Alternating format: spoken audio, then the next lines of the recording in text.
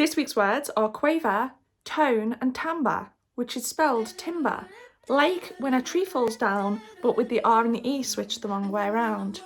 So it's like timber instead of timber, but also it's got nothing to do with trees.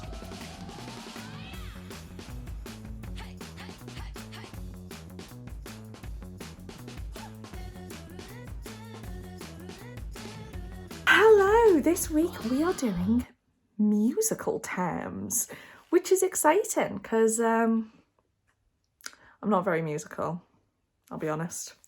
Very sorry for this. I did get music lessons when I was a kid. I did piano for a few years.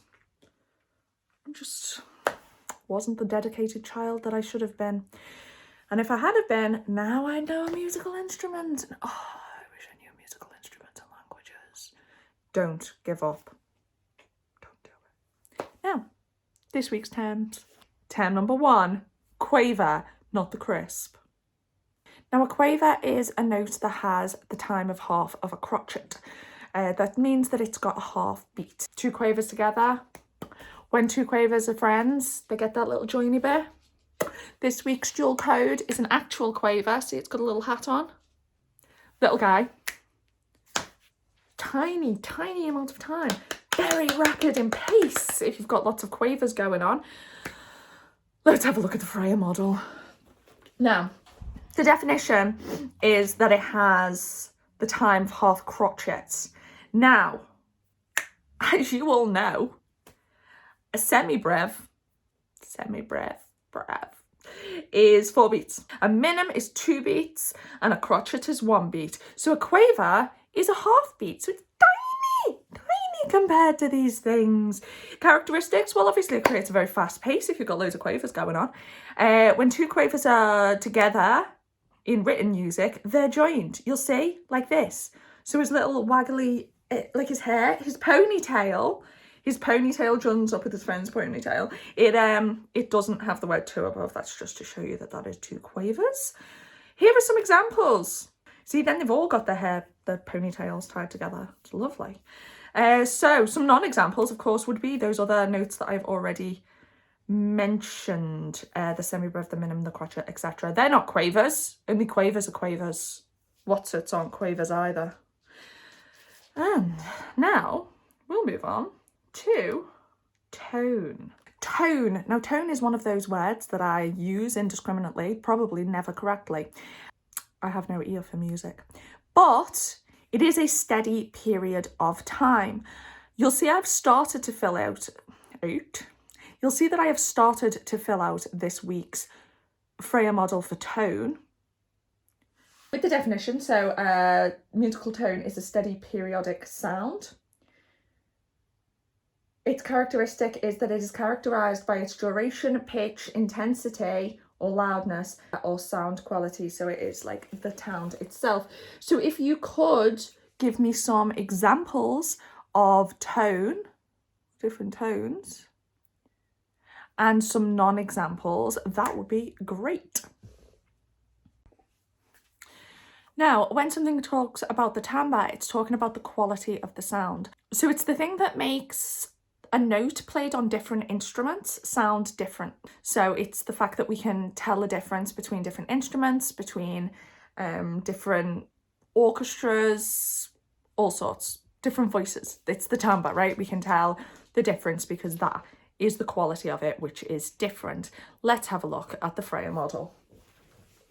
So timbre is a quality of sound. It is what makes 2 different musical instruments sound different from each other, even when each instrument plays the same musical note. Examples would be the same notes played on a guitar and a piano. So even though it's the same note, you can tell that there's a difference between those 2 sounds because their timbre is different. Non-examples would be playing the same note on the same instrument because then it would be identical. So you'll see an interesting thing about this one is the pronunciation is timbre instead of timber, as it looks like it should be. And this brings us on to spellings. So if you write down for me the spelling of quaver, which should be easier if you're a crisp fan.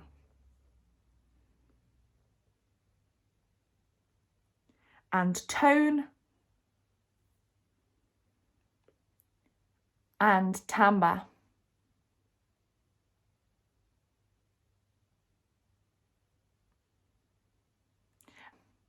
And now have a little look now. Did you get the R and the E the right way around on timbre?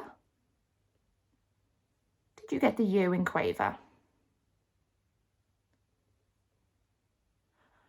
And we'll go again. So first of all, if you could spell quaver, which is that note that lasts for half of the time of a crotchet.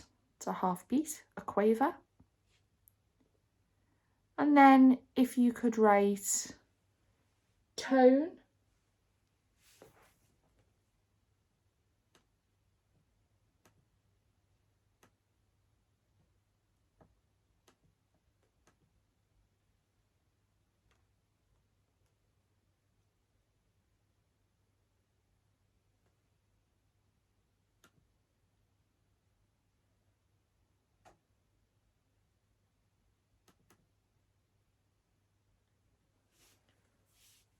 which is a steady periodic sound characterized by its duration, pitch, intensity, and timbre. And if you could write timbre.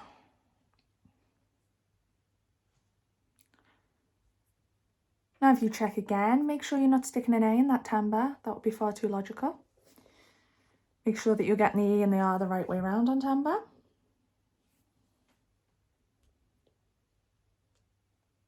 Make sure you're getting tone right. Make sure that you're getting quaver right. And we'll go for the last time. So, quaver. The note that lasts half a beat. It's got the little hair, put the ponytail on. And tone, which is the steady sound.